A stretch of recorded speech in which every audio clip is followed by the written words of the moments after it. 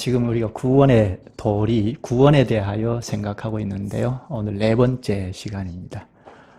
지난 시간에 구원의 방편인 복음에 대하여 생각을 했죠. 아주 기초 도리이지만 우리가 신앙이 기초가 중요하니까 지금 기초부터 생각해 가고 있습니다. 구원의 방편인 복음에 대하여 생각했는데, 그럼 이 복음이 어떻게 되는 건가 하는 것을 오늘 생각할 텐데요. 이 복음이 오래전부터 약속이 되어 왔다는 것을 생각하겠습니다. 복음의 약속이라는 주제로 생각하겠습니다. 복음이 무엇이죠? 이것은 우리 학생들도 금방 대답할 수 있는 내용이죠. 복음, 기쁜 소식이 무엇인가? 이 세상에는 복음이 참 많습니다. 기쁜 소식이 여기저기에서 들리죠? 참으로 많이 있습니다. 우리 주변에도 있고. 그런데 성경에서 말하고 있는 기쁜 소식이 무엇인가 하는 것입니다. 성경에서 말하는 복음은 우리의 일생을 끌고 가는 기쁜 소식이고, 더더욱이 죽음 저 너머의 영원한 세계까지 이끌고 가는 복음입니다. 이 복음은 예수 그리스도입니다. 오늘 앞에서 읽은 본문 2절에 보면 이 복음은 4절 끝에 가면 예수 그리스도라고 합니다. 복음은 그 핵심은 예수 그리스도입니다. 예수 그리스도가 왜 기쁜 소식이죠? 우리가 익히 잘 알지만 예수 그리스도께서 십자가의 죽으심으로 우리의 구원을 다 이루어 놓으셨다 하는 소식이기 때문입니다. 우리는 지난번까지 우리가 생각했듯이 죽음병, 죄병, 영원히 이 죄병에서 헤어나올 수 없는 존재인데, 그리스도께서 우리의 죄를 다 걸머지시고 십자가에 죽으셔서 하나님 앞에 형벌을 받으셨다 하는 이 소식이 복음이라는 것입니다. 그래서 그 복음을 믿는 자는 구원을 얻는다 하는, 이것은 우리나라 교우들이 잘 압니다. 한국교회 교인들이 핵심 복음에 대해서는 다 잘 알죠. 그런데 예수 그리스도께서 우리의 죄를 대신하여 십자가에 죽으셨다 하는 이 일이, 이 복음이 이 핵심 복음인데, 그리스도께서 어느 날 갑자기 오셔서 십자가에 죽으셨는가? 그것은 아니라는 것입니다. 이제 본문 2절에 이 복음은 하나님이 선지자들을 통하여 자기 아들에 관하여 성경에 미리 약속하신 것이라 합니다. 이 복음은 이미 오래전에 하나님께서 약속해 오셨다는 것입니다. 이 점을 오늘 우리가 생각할 텐데요. 하나님께서 오래전부터 약속해 오신 것을 놓고 그것을 둘러싸고 있는 여러 성경이 바로 구약 성경입니다. 39권이죠. 하나님께서 복음의 핵심인 예수 그리스도를 세상에 보내시겠다 하는 이 약속을 둘러싸고 있는 여러 성경이 구약 성경이다 하는 것을 생각해야죠. 그럼 신약 성경은 무엇이죠? 복음이 되시는 예수 그리스도께서 이 세상에 오셨다는 것을 중심으로 해서 설명하고 있는 것이 신약 성경입니다. 이를테면 예수 그리스도께서 이 세상에 마리아의 몸에서 잉태되고 나셨다는 것부터 시작해서 성장 과정을 거쳐서 공사역을 하실 때 천국을 가르치신 내용으로부터 시작해서 고난받으셨다, 십자가에 죽으셨다, 또한 부활하셨다, 40일 이후에 하늘에 오르셨다는 것, 그리고 심지어 다시 오시겠다 하는 것까지 기록한 내용이 사복음서죠. 사복음서는 예수님의 행적을 아주 자세하게 잘 기록하고 있습니다. 그리고 이를 또다시 설명한 계시가 서신서입니다. 요한계시록은 예수 그리스도께서 다시 오심에 대한 것을 주로 이야기했고, 그럼 신약 성경 전체이죠. 신약 성경 전체가 27권입니다. 구약 39권과 신약 27권, 이 신구약 전체의 핵심은 예수 그리스도인데 십자가에 우리의 죄를 대신해서 죽으셨다 하는 것입니다. 그리스도께서 십자가에 죽으셨다는 것을 놓고 구약과 신약이 둘러싸고 있습니다. 예수 그리스도의 죽으심을 핵으로 하고 구약과 신약을 둘러싸고 이모저모의 설명이 있습니다. 그럼 우리가 예수 그리스도를 믿음으로 구원 얻는다, 예수 그리스도를 믿는다 할 때 구약에 또 신약에서 가르치는 그 가르침을 전부 다 믿어야 하죠. 물론 시작할 때는 예수 그리스도를 믿으면 구원 얻는다. 예수님께서 내 죄를 대신해서 십자가에 죽으셨다 하는 것부터 시작해야 하지만 그것으로 끝나는 것이 아니고 나는 구원 얻었으니까 됐다. 끝! 그러면 안 되잖아요. 예수 그리스도를 놓고 구약과 신약의 이모저모의 가르침을 다 받아 믿어야 하죠. 우리가 자칫하면 예수 그리스도를 믿음으로 구원 얻는다는 이 핵심 복음을 붙잡고 있으면서 거기에 벗어나는 무슨 가르침이 오면 그것이 정상적인 하나님의 말씀임에도 불구하고 거부할 수 있습니다. 그러면 그 구원이 신앙이라고 하기 어렵습니다. 우리나라 교회가 목사의 책임이 큰데요. 교우들이 많은 수가, 그렇지 않는 교우들이 있지만 많은 수가 예수 믿고 천당 간다 하는 이 핵심 복음은 잘 가르치고 배워서 쥐고 있는데 거기서 조금 벗어나는 성경의 이모저모의 가르침을 안 받는 경우가 있습니다. 그러니까 편파적으로 내가 예수를 믿고 나가는 경우가 있습니다. 내가 전혀 들어보지 않은 내용이 오면 이렇게 거부하는, 죄악의 본성으로 거부하는 경향이 있습니다. 그렇게 계속 나가면 구원의 신앙이라고 하기 어렵지 않습니까? 오늘 예수 그리스도께서 구약시대 오래전부터 하나님께서 보내신다, 오신다 하는 것을 약속한 것을 좀 살펴보겠습니다. 우리의 복음이 되시는 그리스도께서 이 세상에 느닷없이 오신 것이 아니고 하나님께서 오래전부터 약속해 오셨다는 것을 잘 살펴서 배우면 예수 그리스도를 좀 더 잘 알 수 있습니다. 예수 그리스도를 믿고 구원 얻는다 하는 핵심 복음을 아는 정도가 아니고 우리가 그리스도 안에서 자꾸 배우면서 그리스도를 좀 더 폭넓게 명료하게 자꾸 알아가야 하지 않습니까? 그래야 그리스도인답게 살 수가 있는데 오늘 그리스도를 좀 더 잘 알 수 있는 내용인데요. 좀 본문을 찾아가면서 생각하겠습니다. 하나님께서 최초에 그리스도를 보내시겠다 하는 복음의 약속을 하신 데가 어디죠? 맨 처음 복음의 약속을 하신 곳이 어딘가요? 지난번에 생각을 했습니다. 창세기 3장 15절이죠. 하나님께서 아담과 하와가 불순종하고 범죄한 직후에 찾아오셔서 저주를 쭉 하시면서 복음을 같이 말씀하셨습니다.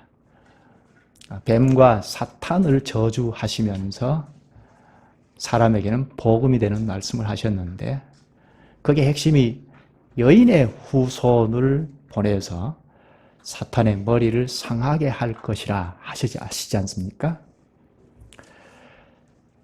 범죄한 직후에 아담으로부터 거기에 속하여 오는 모든 인류가 다 사탄의 편이 되어버렸죠. 하나님의 말씀을 안 듣는 그 즉시 독립해서 자기가 스스로 살아가는 정도가 아니고 자기도 모르게 마귀의 말을 듣고 살아가는 것이 인류가 되어버렸는데 그러니까 마귀 편에 속했죠.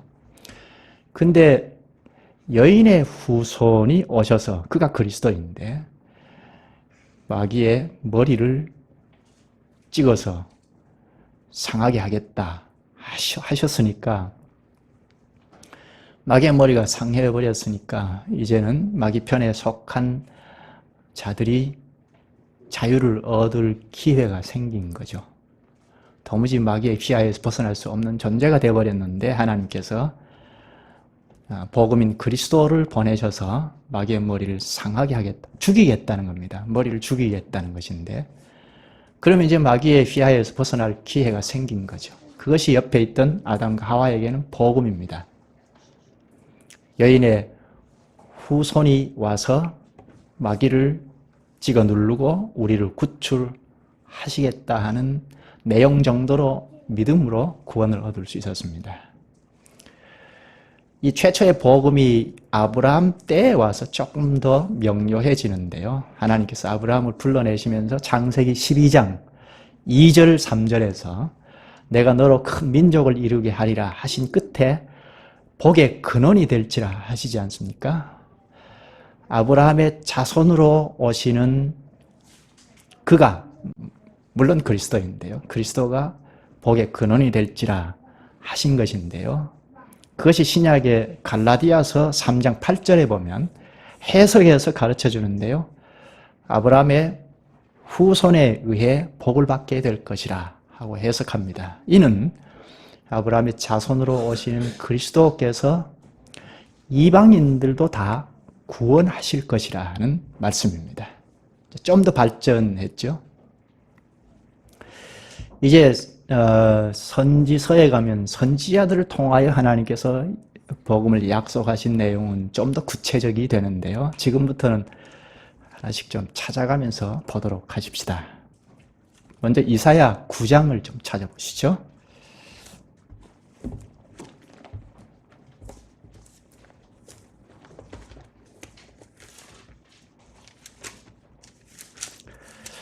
이사야 9장입니다.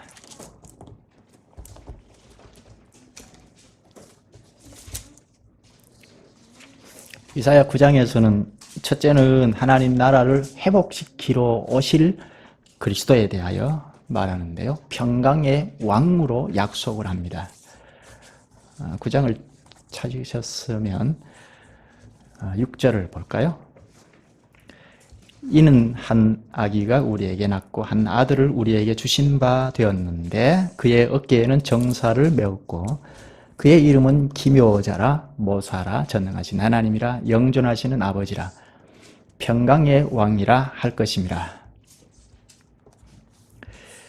하나님께서 우리에게 주시겠다는 아들을 말하는데 그는 평강의 왕이라고 합니다. 평강의 왕인데 바로 뒤에 7절 그 정사와 평강의 더함이 무궁하며 또 다윗의 왕좌와 그의 나라에 군림하여 그 나라를 굳게 세우고 지금 이후로 영원히 정의와 공의로 그것을 보존할 것이라. 만군의 여호와의 열심히 이를 이루시리라. 평강의 왕으로 오실 분이 그리스도인데 그리스도께서 여기 다윗의 왕좌에 앉는다 하죠. 다윗의 왕좌에 앉아서 영원히 정의와 공의로 나라를 보존하실 것이라고 합니다. 평화의 왕으로 오신다는 것, 이걸 좀 기억하시면 좋겠고, 이사야 선지자를 통하여 약속하신 복음의 내용은 그리스도는 평화의 왕으로 오시는데 공의로 심판하고 하나님 나라를 회복하실 것이라는 겁니다.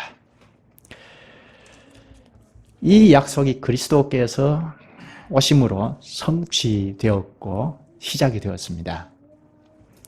그리스도께서 오셔서 다스리시기 시작하면서 평화의 왕으로 하나님 나라를 건설하기 시작했습니다. 물론 장차는 영화의 나라가 예수 그리스도께서 다시 오실 때 완전해지지만 영원히 지속이 되지만 이미 그리스도께서 이 땅에 오심부터 시작해서 하나님 나라, 평화의 나라가 시작이 되었습니다. 예수님도 누가복음 17장 21절에 하나님 나라는 너희 안에 있느니라 하시지 않습니까?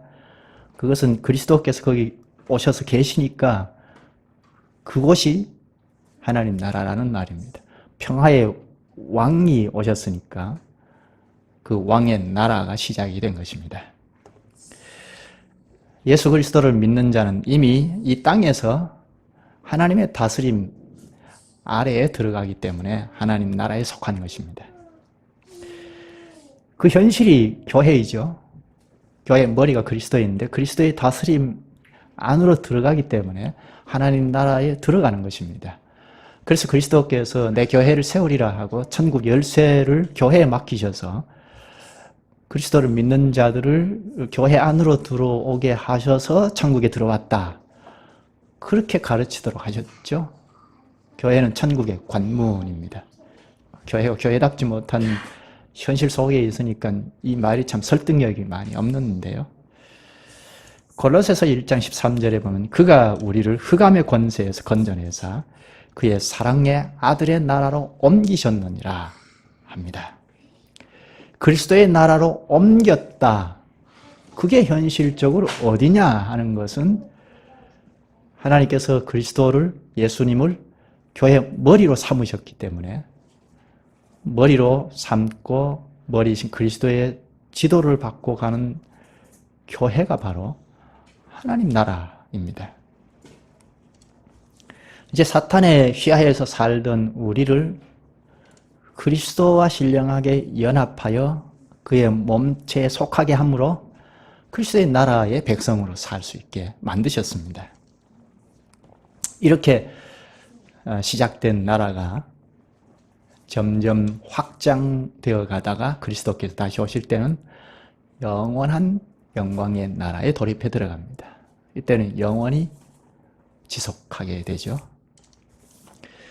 또 한 곳을 보시죠. 이사야 53장입니다.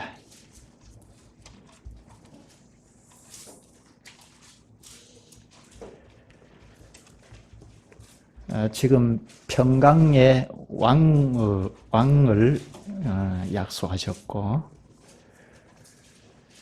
그런데 평강의 왕으로 오신 그리스도만 강조하게 되면 자칫하면 정치적인 메시아로 생각하기 쉽습니다. 메시아나 그리스도는 같은 말이죠. 그리스도는 헬라 말이고 메시아는 히브리 말인데요. 번갈아 가면서 사용하겠습니다. 왕으로 오신 그리스도만 강조하게 되면 자칫하면 정치적인 메시아로 생각하기 쉽습니다. 유대인들이 그랬는데요. 좀 뒤에 보도록 하겠습니다. 53장 찾으셨으면 5절을 볼까요? 그가 찔림은 우리의 허물 때문이요 그가 상함은 우리의 죄악 때문이라. 그가 징계를 받음으로 우리는 평화를 누리고 그가 채찍에 맞음으로 우리는 나음을 받았도다. 6절에 우리는 다 양 같아서 그릇 행하여 각기 제 길로 갔거늘 여호와께서 우리 모두의 죄악을 그에게 담당시키셨도다. 여기서는 고난의 종으로 오실 그리스도를 약속합니다. 고난의 종으로 오셔서 고난을 받으시고 결정적으로는 십자가에서 고난을 받으심으로 우리의 죄악을 다 담당하시게 되죠. 그래서 6절 끝에 여호와께서는 우리 모두의 죄악을 그에게 담당시키셨도다 합니다. 우리의 죄악을 담당하셨기 때문에 그 그리스도의 은덕으로 우리가 죄에서 해방이 되고 그분의 나라에 참여할 수 있게 되었죠. 죄 때문에 하나님 나라에서 쫓겨나지 않았습니까? 지난번인가요? 생각했죠? 아담과 하와가 낙원이라고 하는 에덴 동산에서 죄를 지음으로 쫓겨났지 않습니까? 그때부터 아담의 후손으로는 우리 모두는 다 하나님 나라에 들어갈 수 없습니다. 그냥 죄악 세상에서 방황하면서 이 생을 마칩니다. 이런 하나님 나라에 도무지 들어갈 수 없는 존재였는데 지금 이사야 선지자를 통하여 약속하신 고난의 종으로 보내실 그리스도께서 죄악을 담당하여 우리의 죄를 다 걸머지고 가셨기 때문에 죄에서 자유를 얻어서 하나님 나라에 다시 들어갈 수 있게 되었습니다. 이것이 수백 년 전에 이미 약속해 주신 것입니다. 또 한 곳을 볼까요? 예레미야서 23장입니다. 예레미야 23장.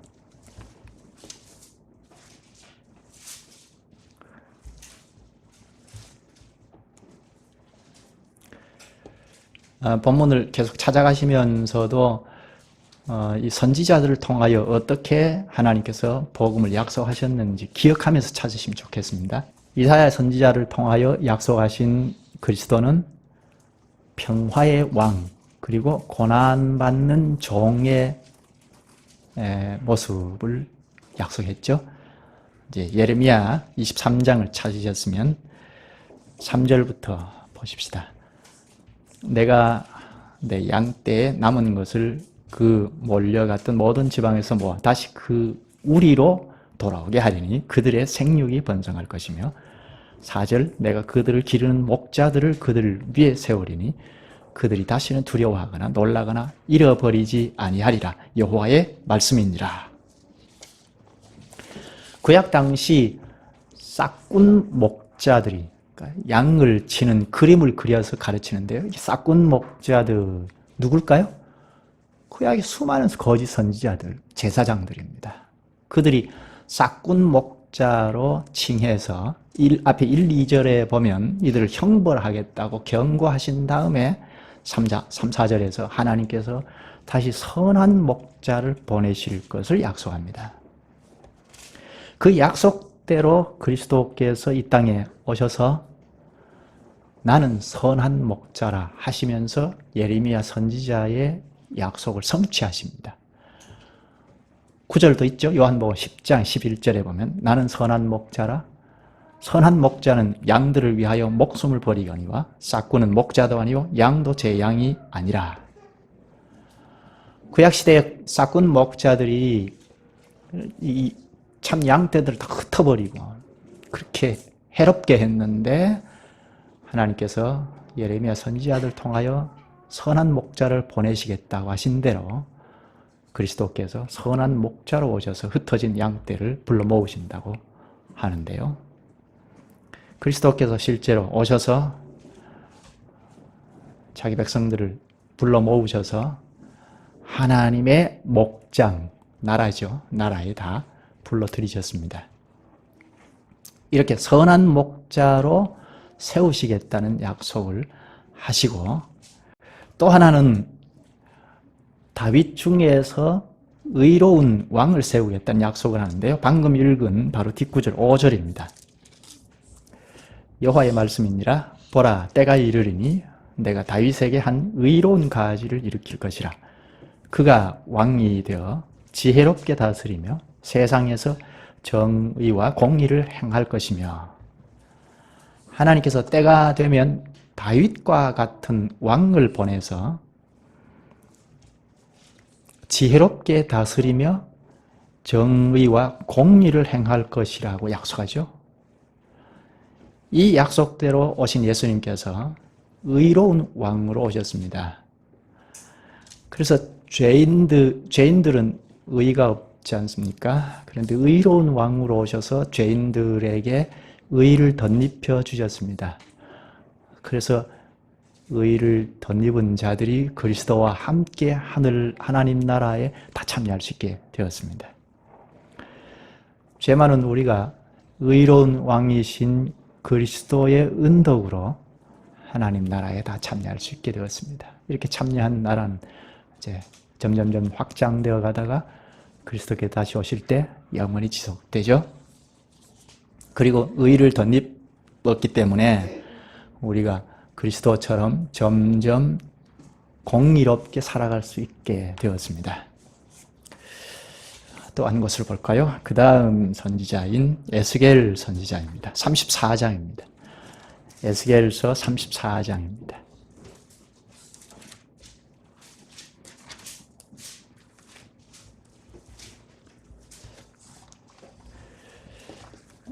오늘은 유독히 본문을 찾아가면서 봐야 하겠기에 제가 여러분들에게 다 문자로 보내드렸는데요. 본문을 좀 읽고 오시면 좋겠다고 했는데요.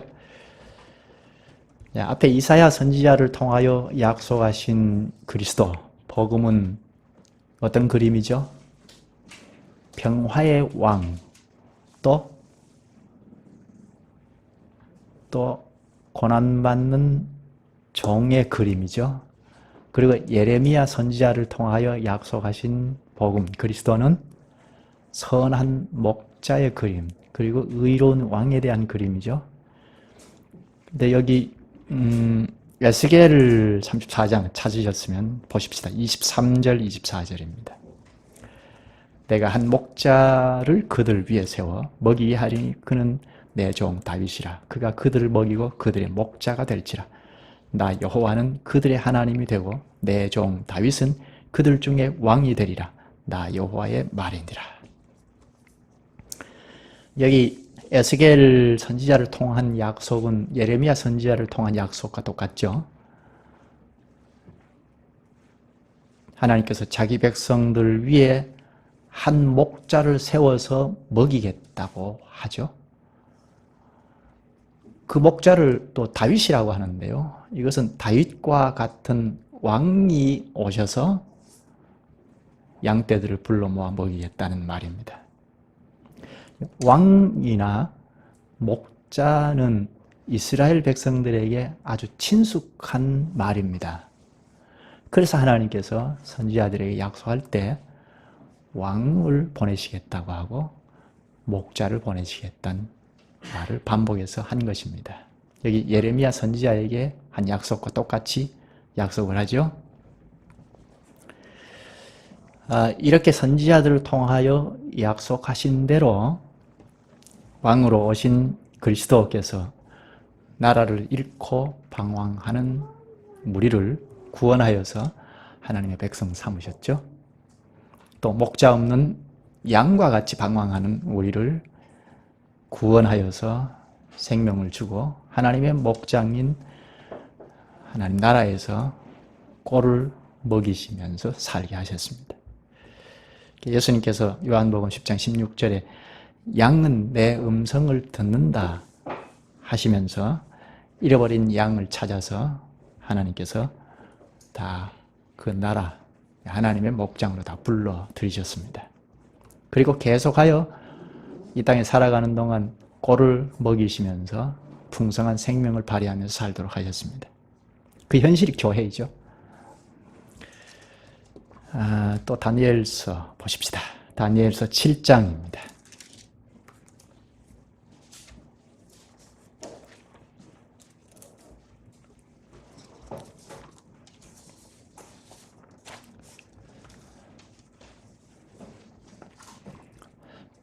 앞에서 약속한 그리스도를 좀 기억하시면서 찾으십시다.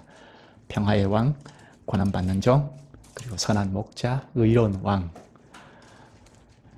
이것을 생각하고 다니엘서 7장을 찾았으면 13절, 14절입니다. 내가 13절, 14절 내가 또 밤 환상 중에 보니 인자 같은 이가 하늘 구름을 타고 와서 옛적부터 항상 계신 이에게 나아가 그 앞으로 인도되매 그에게 권세와 영광과 나라를 주고 모든 백성과 나라들과 다른 언어를 말하는 모든 자들이 그를 섬기게 하였으니 그의 권세는 소멸되지 아니하는 영원한 권세요 그의 나라는 멸망하지 아니할 것이니라.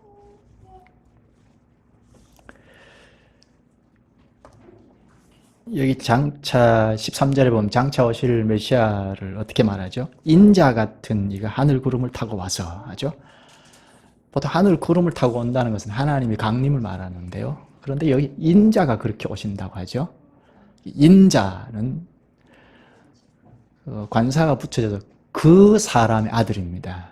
사람의 아들인데 거기에 정관사가 붙어서 원어를 직역하면 그 사람의 아들을 보내시겠다고 하는데요.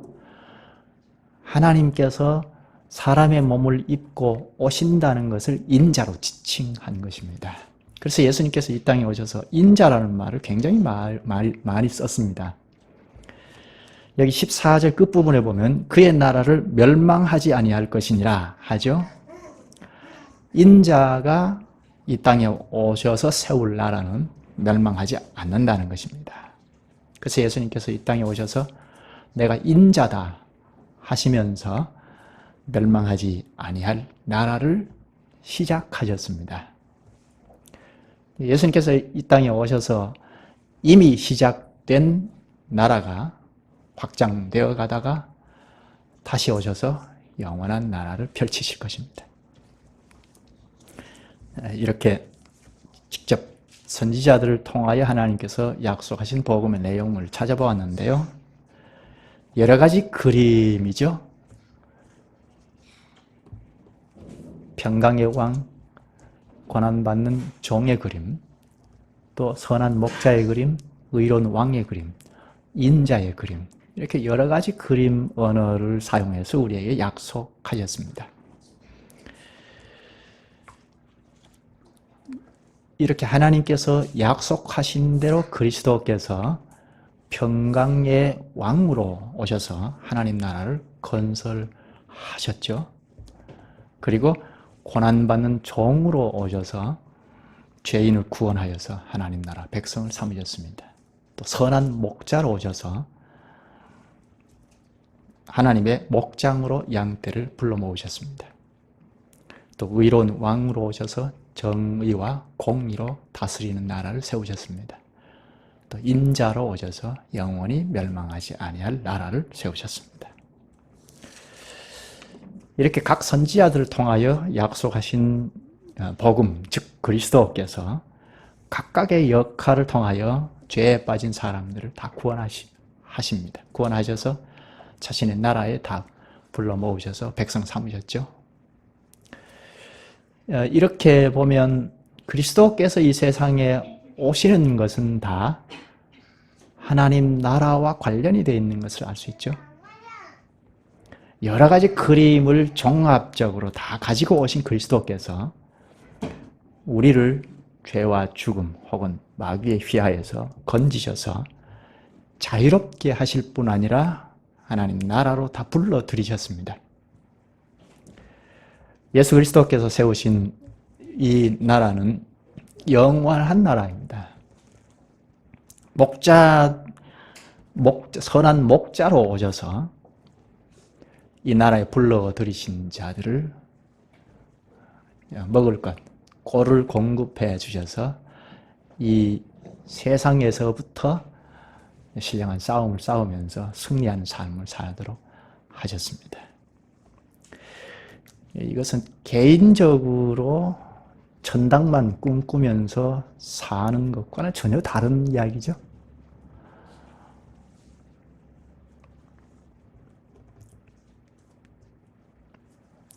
이렇게 그리스도께서 오신 목적을 보면 한마디로 하나님 나라를 세우시려 오셨다고 할 수 있죠.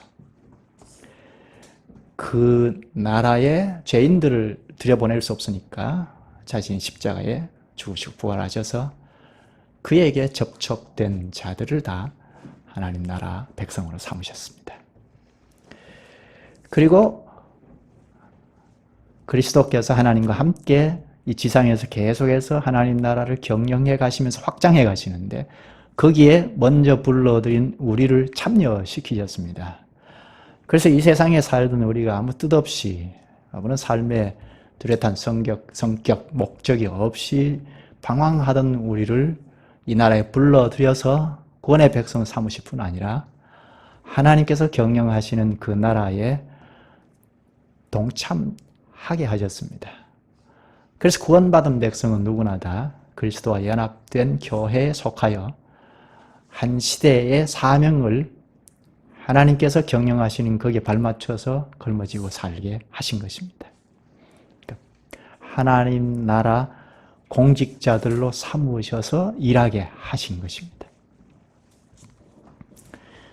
지금까지 본 하나님의 약속을 보면 약속의 내용인 복음, 즉 그리스도를 다양하게 그리면서 약속하신 것을 우리가 꼭 염두에 둬야 하겠습니다. 그리스도께서 우리를 구원하신다 하는 것을 놓고 그리스도를 다양하게 그리고 있습니다. 각 시대, 상황에 따라 달리 약속된 메시아의 그림을 우리가 잘 배우면 그리스도를 좀 전체적으로 잘 이해할 수가 있습니다. 우리가 그리스도를 믿고 구원의 백성으로 이 땅에서 잘 살아가려면 그리스도를 잘 알아야 하지 않습니까? 내 죄를 대신해서 십자가에 죽으셨다 하는 것부터 시작하지만 그분이 어떤 분이신지 이모저모 잘 알아야 하는데 오늘 배운 내용도 잘 생각하면 그리스도가 폭넓게 이야기하는 것을 잘 알 수가 있습니다. 그래서 그리스도를 전체적으로 알아야 하고 그리고 이것을 종합적으로 알 필요가 있습니다. 그러면 메시아 관이 바르고 풍성하게 됩니다. 이를테면 다윗의 후손으로 오실 메시아가 왕이다 하는 것을 보았지 않습니까? 왕으로 오실 그리스도를 보았는데요. 왕으로 오시는 그리스도를 알고 있어야 하지만 또 다른 측면에서 즉 종으로 오시는 그리스도도 함께 알 필요가 있죠. 만약 왕으로 오신 그리스도만 강조하여 믿게 되면 정치적인 메시아로 생각하기 쉽습니다. 유대인들이 그랬죠. 그렇게 되면 종으로 오신 그리스도를 생각하지 못해서 그리스도께서 고난받는 것을 도무지 납득하지 못합니다. 십자가에 죽으시는 것은 더더욱이 납득하지 못하죠. 유대인들이 그랬습니다. 심지어 당시 제자들까지도 그랬죠. 다윗 왕과 같은 메시아를 대망하고 있었죠. 유대인들은 구약 신자들이니까 다윗 왕과 같이 오실 메시아를 대망하고 있었기 때문에 예수님께서 이 땅에 오셔서 처음 사역하실 때 굶주린 사람들을 먹이기도 하고 귀신을 쫓아내시기도 하고 권능을 행사하시니까 많은 사람들이 쫓아다녔죠. 자기들이 생각하고 있는 정치적인 메시아와 비슷했거든요. 유대 나라가 지금 자기들의 나라가 로마 속국하에 있었으니까 오래전부터 속국 생활을 했는데 여기에서 해방을 시키고 이제 살맛나는 유대 나라를 만드실 것이다 하는 기대에 미치게끔 예수님께서 사역을 하시니까 많은 사람들이 쫓아다녔습니다. 심지어 요한복음 6장에 보면 왕으로 삼기까지 했죠. 그런데 사역 후반부부터는 고난받는 것, 실제로 고난받으시고 하니까 다 떠나버렸죠. 자기들이 생각하고 있는 그리스도관이 아니라는 것입니다. 고난받는 종에 대한 메시아에 대한 이해는 못하고 있었기 때문에 결국은 십자가에 죽으시니까 다 떠나버릴 뿐만 아니라 하나님께 저주를 받아 죽었다고까지 하지 않았습니까? 그와 또 반대로 종으로 오신 그리스도만 강조하여 알고 있으면 왕으로 오신 그리스도를 생각하지 못하여 그분의 높은 권위, 위험 있는 이런 메시아를 못 믿게 됩니다. 따라서 구원주 그리스도에 대한 약속의 내용을 폭넓게 전체적으로 이해할 필요가 있습니다. 또한 종합하여 잘 깨달을 필요가 있습니다. 그러면 그리스도에 대해서 더 잘 알 수 있습니다. 하나 더 예를 들면 유대인들이 만약에 목자로 오신다는 그리스도를 잘 알고 있었더라면 그리스도께서 오셔서 길을 잃은 양을 찾아내듯이 사람들을 모아서 굶주린 사람들을 풍족하게 먹이고 양떼를 모아서 꼴을 풍족하게 먹이는 것처럼 그렇게 풍족하게 먹이고 하시는 것을 보면서 우리의 메시아다 하고 받아들이지 않았겠습니까? 그런데 목자로 오실 그리스도에 대한 것을 생각하지 못했던 것입니다. 또 종으로 오신다는 메시아를 이해하고 있었으면 고아나 과부 가난한 자들과 함께 먹고 마시고 하지 않았습니까? 그때 우리의 메시아다 하고 받아들였을 것입니다. 그런데 거부했죠. 오히려 비난을 했지 않습니까? 그리스도의 품성이나 그리스도께서 하신 사역, 가르침 이런 것들을 잘 살펴보면 이미 과거에 하나님께서 선지자들을 통하여 약속하신 복음의 내용과 똑같습니다. 따라서 구약에 약속하신 복음의 내용인 그리스도를 잘 이해하고 있었으면 그리스도께서 행하시는 사역을 보면서 바로 메시아를 굳게 믿고 따랐을 것입니다. 그런데 그들은 매우 단편적이고 편협된 메시아관을 가지고 있었습니다. 구약의 신자라고 하지만 약속된 그리스도에 대해서 전체적으로 종합적으로 알지 못하고 있었습니다. 그런 편협된 메시아관 때문에 안 믿은 것이 아닙니다. 예수 그리스도를 믿었지만 편협된 인식 때문에 결국은 눈앞에서 메시아를 보고도 영접하지 못했습니다. 더욱이 십자가에 내어주는 큰 범죄를 저지르기까지 했습니다. 그렇다면 오늘은 어떨까요? 오늘도 마찬가지입니다. 그리스도를 단편적으로 알고 있으면 자기가 알고 있는 것에서 벗어난 가르침이 올 때 안 받아들이기 쉽습니다. 실제로 그렇습니다.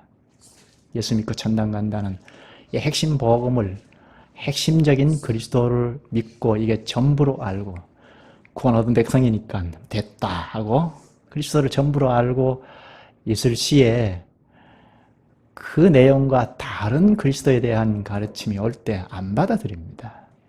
따라서 우리가 그리스도를 내가 배우고 깨달은 것만큼 굳게 믿고 가야 하지만 그것이 전부는 아니다 하는 생각을 늘 하고 다른 가르침이 오면 그것이 사실인지 아닌지 확인해서 과연 주께서 가르친 말씀이라면 그것도 받아들이고 나갈 때 그리스도를 풍성하게 믿고 나갈 수 있습니다. 그래야 구원의 신앙 아니겠습니까?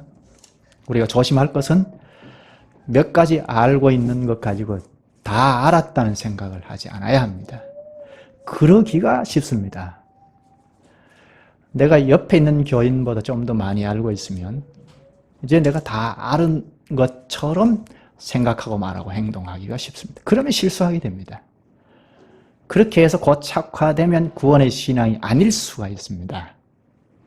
그런 점을 생각하고 예수 그리스도를 단편적으로 아는 데서 좀 벗어날 필요가 있습니다. 1차 책임은 목사에게 있습니다만 제가 아는 한도 내에서는 열심히 공급할 테니까 전체적으로 자꾸자꾸 섭렵해서 그리스도를 폭넓게 알아갈 필요가 있습니다. 그리고 종합적으로 알고 가는 선상에 있으면 구원의 신앙입니다. 기도하시죠.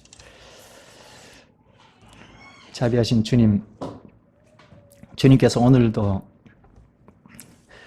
복음의 약속의 말씀을 가르쳐 주셔서 예수 그리스도를 바로 알고 믿게 하여 주시옵나이다.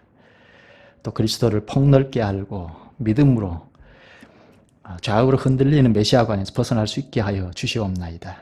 그릇된 그리스도관을 가진 유대인이나 또한 교회 역사에서 많은 교인들이 단편적인 메시아관으로 그릇된 길로 갔던 것을 생각하면 저희도 다를 바 없음을 알고 십자가에서 저희의 구원을 다 이루신 그리스도 안에서 주께서 가르쳐 주신 말씀을 잘 배우면서 깨달아가면서 그리스도를 계속 알아갈 수 있게 하여 주시고 그런 마음을 늘 가질 수 있게 하여 주시옵소서. 예수님의 이름으로 기도하옵나이다. 아멘.